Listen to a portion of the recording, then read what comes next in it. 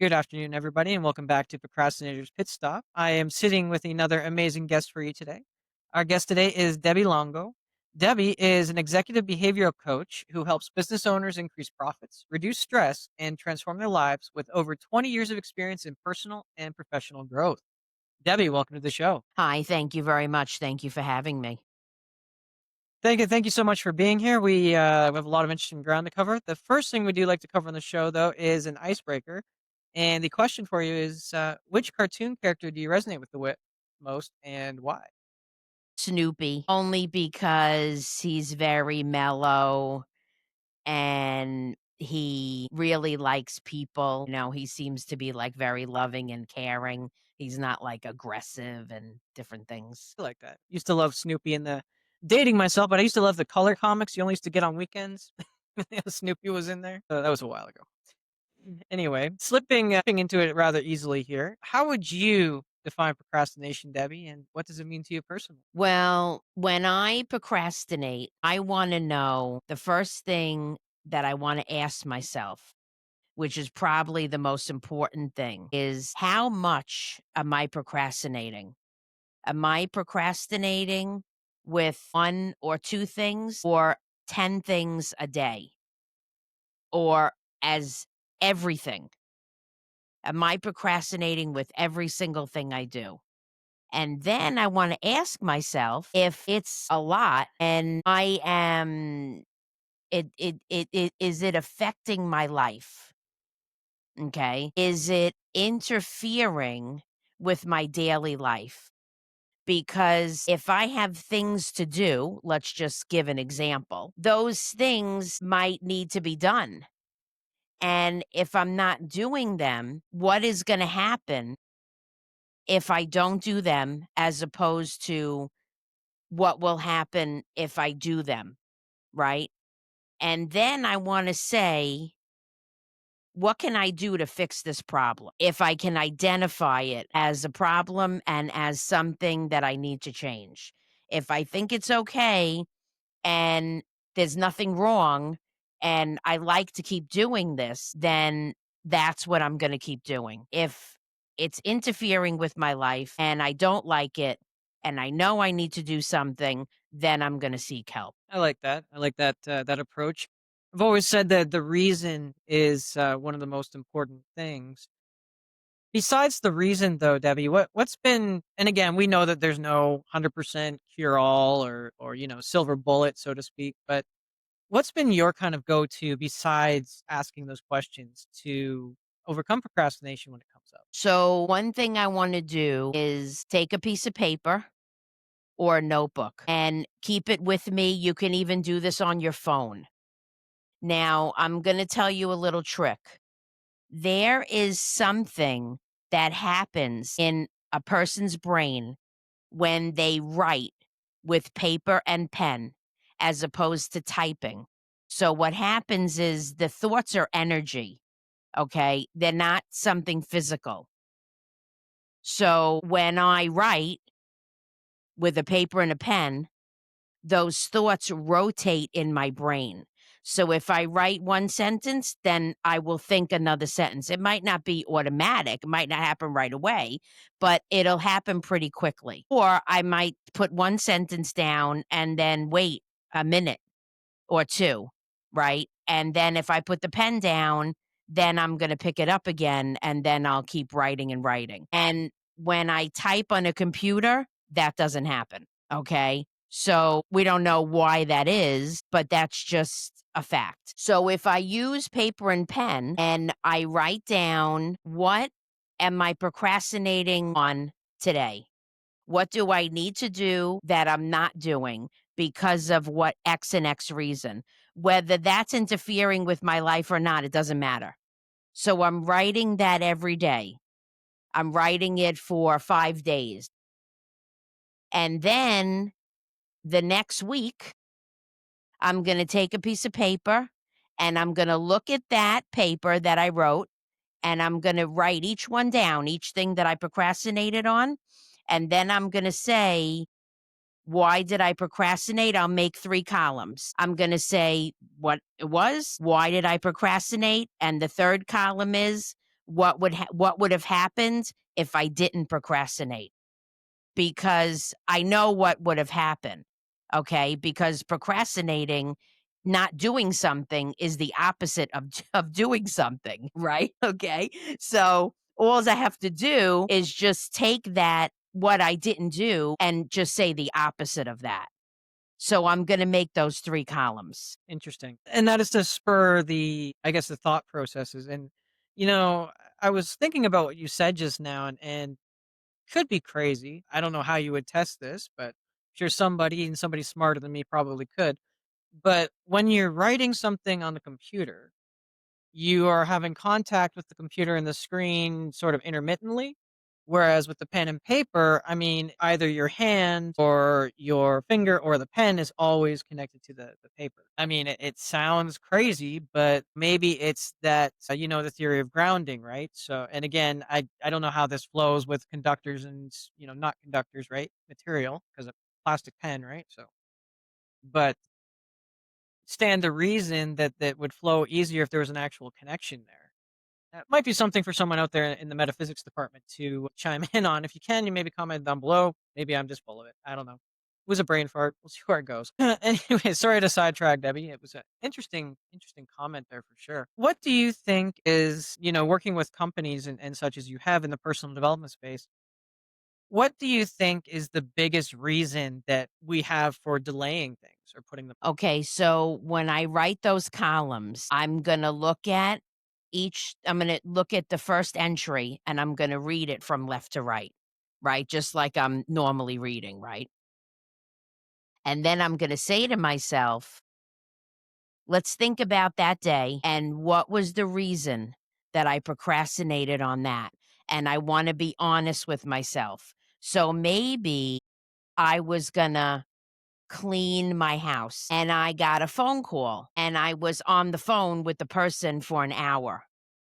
And that was the hour that I was going to clean my house. Now, what would have been the opposite of that? I might have said, "Can I call you back? Because I have to clean my house now. This is the time that I set to clean my house, and this is the only time that I could do it. So can I call you back later?" Instead of being on the phone. But here's the thing. I want to take each thing separately, each entry that I put on that sheet, because for each entry, each thing that I procrastinated on, there's going to be a different reason. Okay. So I want to write down the reason I can. It doesn't matter whether I do or not, right? But because what I'm writing down is what the problem is, right? So we're going to find the solution. That's a process, is to find the solution. I'm just not going to say, okay, the next time I clean my house, I'm going to say I got to go. It doesn't work like that. Okay? That's not how it works with somebody who's gonna procrastinate, who's used to procrastinating for 20, 30, 40 years. All right? And so that's a process. So I'm writing down the the reason, right? And what I'm doing, right? And why I'm doing it. That's all I'm writing down. Or I'm asking myself. Now, as you're doing that list, does it help to mark things down and make it internal, so like emotional versus external? So, or maybe that phone call could have been emotional. I don't know. But does it help to know if it was from internal or external when you're going through that? Well, to me, that's a habit, is procrastinating or having a little bit extra discipline, self-discipline. So it really doesn't matter, but that is something that I do want to identify. And that's part of the process of coaching. Okay. So right now, this is what I'm identifying. Okay. And because I want to start very small, baby steps. And then I'm going to look at this sheet. This is up to me. It's not up to anybody else. Okay. I'm doing this. This is just an exercise. I listen to the podcast. I'm a listener. I listen to the podcast and I procrastinate and I'm curious about this. And Debbie said to do this. So I'm going to try it. It might be a little bit ridiculous. I'm not sure whether it's going to work or not, but I'm going to try it. What do I have to lose? Right. So then I'm going to look at the paper and I'm going to say, is there something that I need to fix here? Maybe I want to say, doesn't really matter. I might throw the paper in the garbage and just go on with my life. That's completely up to the person. But everything past that is pretty much going to be part of the coaching process. So then I want to say, maybe there's something that I need to fix, but maybe it's just going to be one thing. And that's okay. So I say, I pick one thing off that whole list. I got 10 things on the list in 2 days. I got 10 things.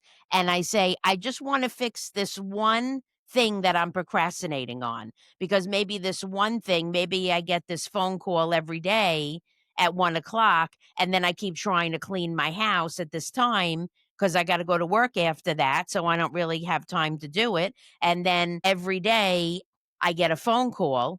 Okay. And now I don't, I can't do it. So I just want to focus on just fixing this one thing, and that's perfectly fine. So that's how it starts. So then we start the coaching, and if that appeals to them, because they might say, "It's not really doing anything for me. It's not really working," and that's fine. Or they might say, "This is something good, I can try it." It's okay, but I don't know what's gonna happen, but it might work out to be something good. So I wanna take the next step and I wanna see what happens. And that's really part of the coaching process. I'm not trying to sell anything, okay? I'm not trying to sell what I do. I'm merely explaining how I would coach somebody if they come to me with this issue. Actually, on that subject, Debbie, how did you get into coaching? What made you get into the realm? During my low point in my life. And then she said, "Do you know that you have some of these gifts that I have?" And I said, "No, I didn't know that." So she taught me how to bring these, because these are God given gifts, okay? How to bring them out and help people with them. And that was how it started. And then we worked together that whole entire time. And then she passed away in 2021 of cancer.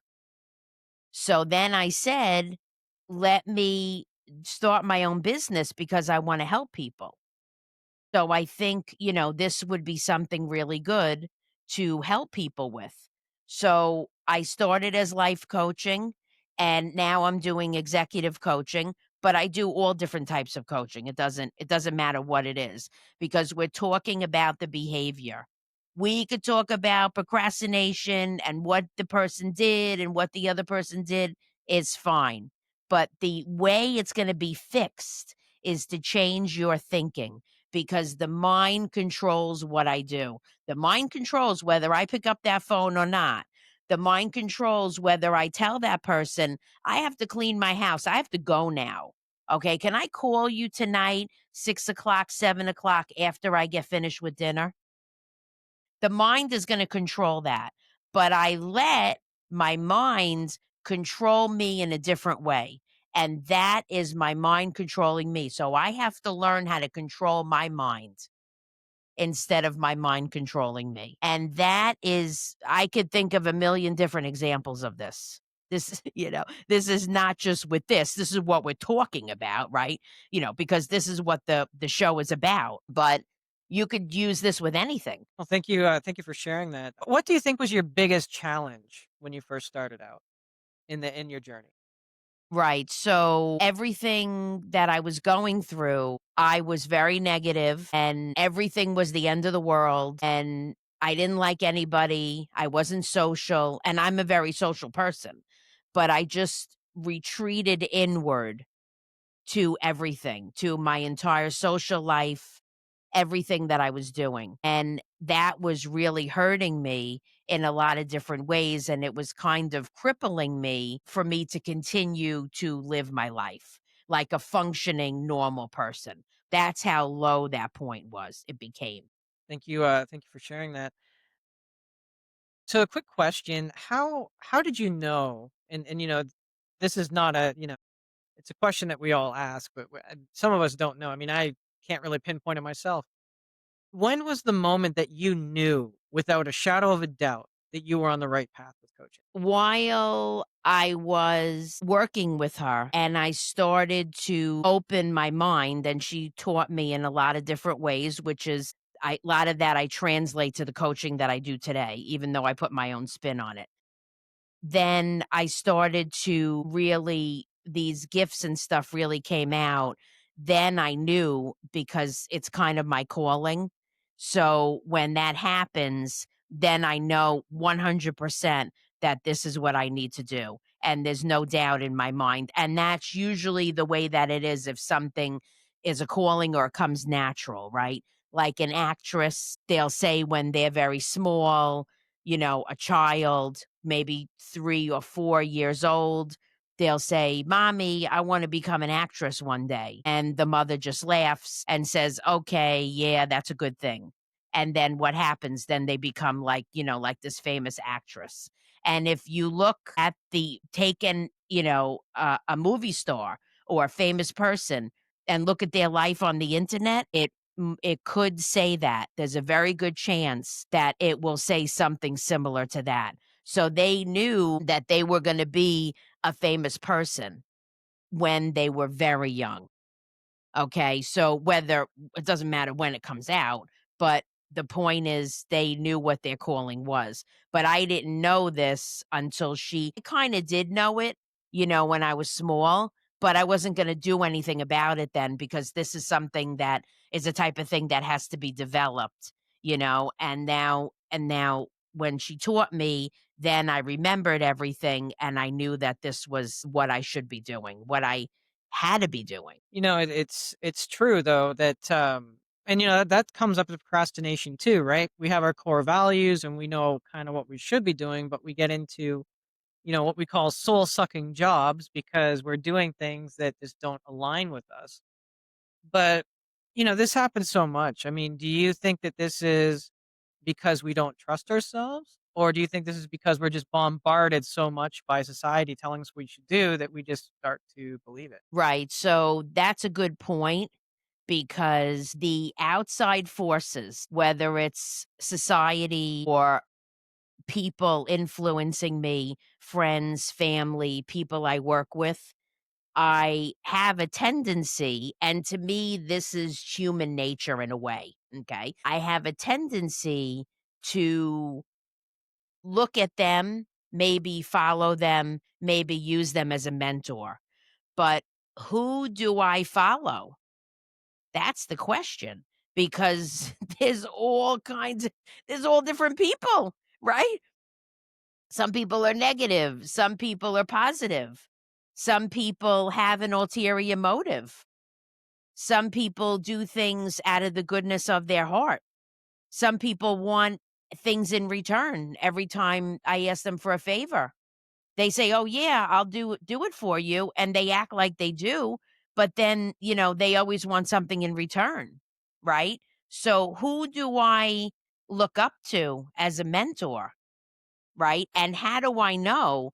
Well, if I don't know what I'm doing, right, then I'm gonna look for somebody to help me because I don't know what I'm doing, right? So then how would I know? So there's a lot of different ways that I could find out, but the best way is for me to know because if I want to go to an industry and I just got out of school, I want to start working and I want to use the boss is going to help me learn. I'm going to get a job, right?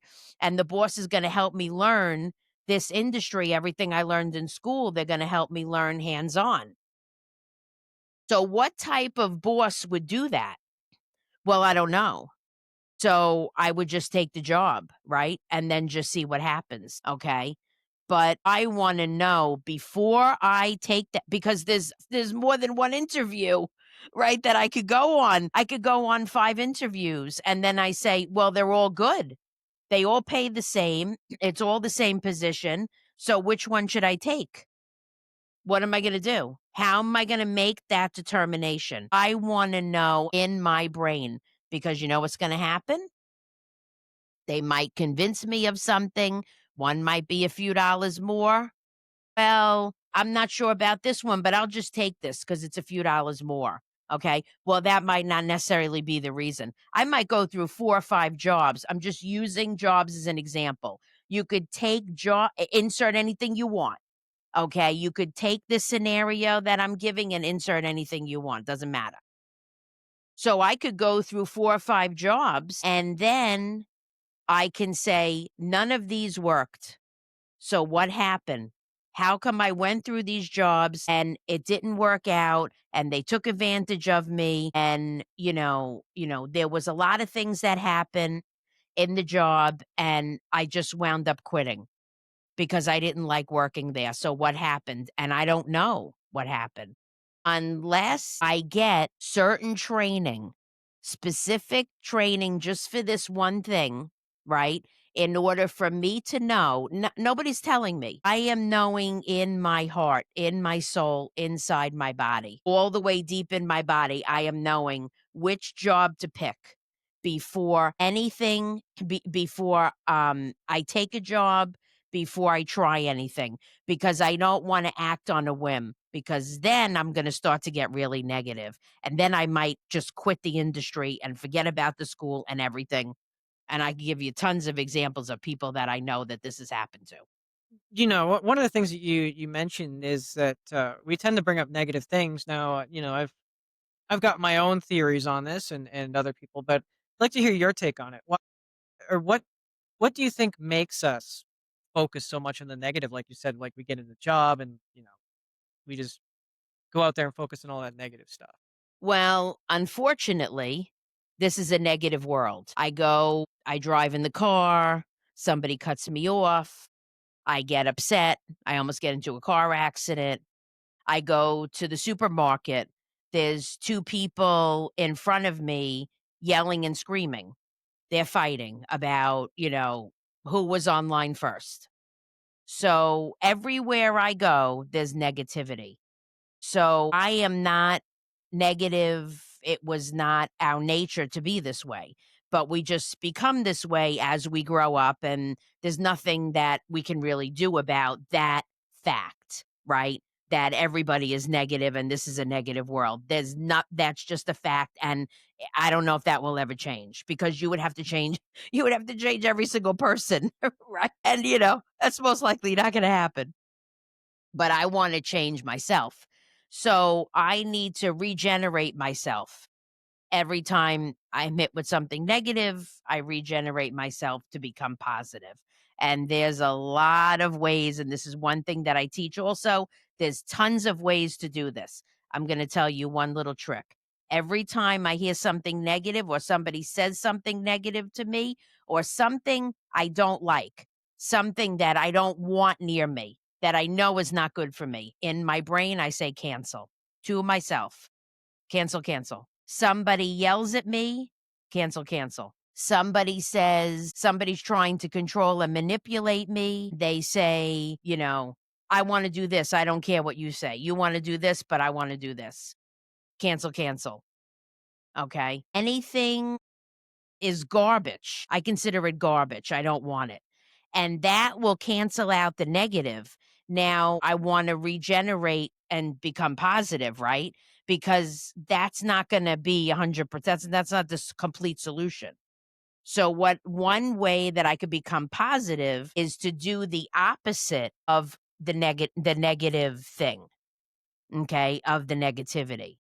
So if I say to myself, I don't want to go to work today because of I don't feel good. Well, what's wrong with me? Do I have a little stomach? My stomach hurts a little bit. Well, let's take some medicine and go to work. And then I'll ask my boss that, if I don't feel good, maybe I could leave early. At least I'm trying to go to work. Okay. Or somebody says I'm ugly, then I would say I'm pretty. Somebody says I'm not capable of doing something, then I would say that thing, and then I would say, I'm capable of doing it, whatever it is. Okay. So I'm taking that thing, whatever the situation is, or the statement, or anything, I'm taking that and I'm turning it in an opposite direction. I'm turning it into into a positive. So we call that the different ends of the spectrum.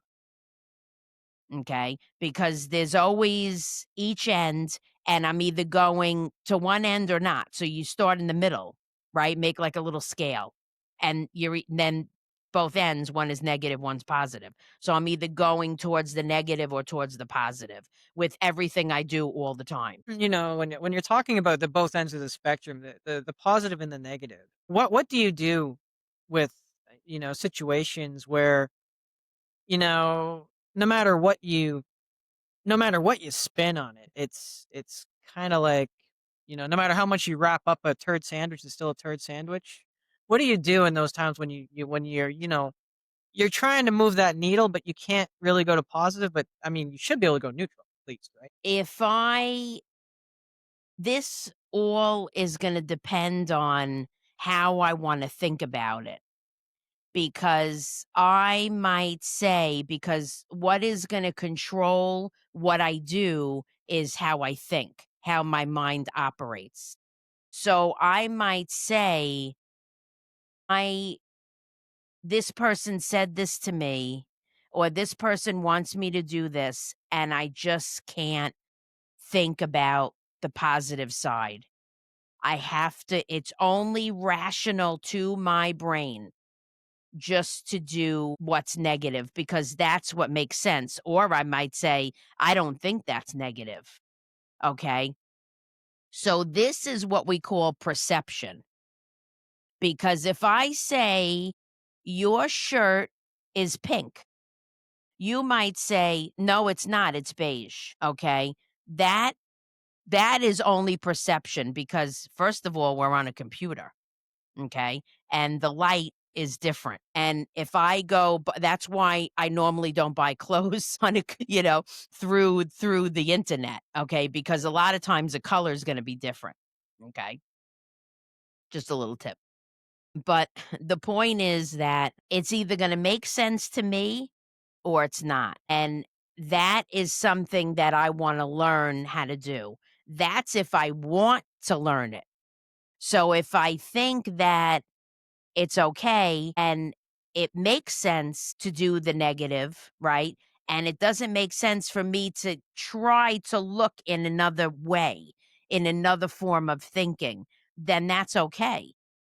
So it's kind of like acting on blind faith, but I really want to say to myself, that's why the first thing I want to say is this procrastinating or negative thinking or whatever I'm doing, is that controlling my life? Is that preventing me from completing my daily activities? I really like that the way that you frame that up. Just looking at everything that you've done and everything to come. We had a little bit of a discussion about this before in the green room, but where do you see yourself and your goals in the next 5 years? Well, the business is going to grow. That I'm sure of. When that's gonna happen and how that's gonna happen is not really up to me. I'm putting in the footwork and I'm doing what I know to do now. What's gonna come in the future, maybe, somebody will, listen to a podcast that I have and, like me and introduce me to people or, whatever's gonna happen, right? I don't know what that's gonna be, and I don't know how long that's gonna happen and when, but I do have some visions, I have goals, things that I want to accomplish, and I know these things will happen, but the question is when and how. So I'm putting in the footwork now that I know, and it will work out eventually. I love how you mentioned that, like, you don't know the when or the how. What's funny is a lot of us, and maybe give me your feelings on this. When we feel stuck, when we feel most like we don't know what to do, we're always asking ourselves, how can we do this? But even Steve Jobs said that you can't know the how until it's already happened. So is that kind of the reframe you're thinking? Well, let's think, how does my brain work? First, I have a thought, and then I act on it. I'm making the decision to act on it because not every thought I have, I act on, right? If I wanna stab my neighbor, if, if something happens and I'm in a fight with my neighbor and, I wanna do something bad to him, am I gonna do it? I know that if I do it, I'm gonna go to jail, right? Do I really wanna go to jail? Okay. So the rest of that is beyond those 2 things is kind of just my decision to make. So the how and the why, I might know, I might not know. I might wanna figure it out.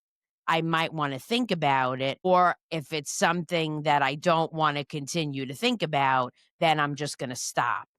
But if I go through the process where I wanna find out the how and the why, then that's gonna come from thinking about it, trying to get it out of my brain. So maybe might wanna ask a few people, maybe I'm not sure, maybe I've experienced this in the past.